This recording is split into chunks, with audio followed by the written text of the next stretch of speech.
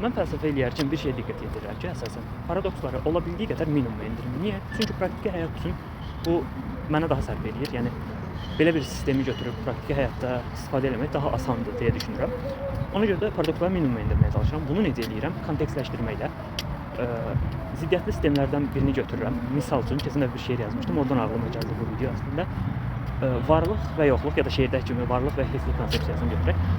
Varlıq dediyimiz adından da məlum olduğu kimi ontoloji bir kontekstdir. Yəni mən bunu artıq ontoloji kontekstdə məcburam ki, müzakirə edeyim, o adından məlumdur varlıq.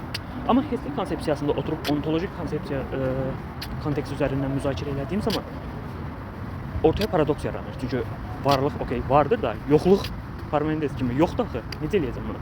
Ona görə varlığı ontoloji kontekst daxilində müzakirə edərkən, heçliyi isə onun daha başqa kontekstdə, epistemoloji kontekstdə müzakirə etməyi daha üstün görürəm. Niyə? Çünki varlıq dediyimiz şey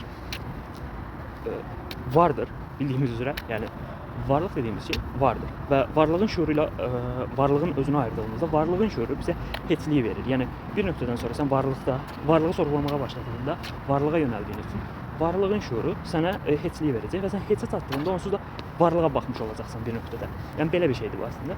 Bir başqa örnek də verim.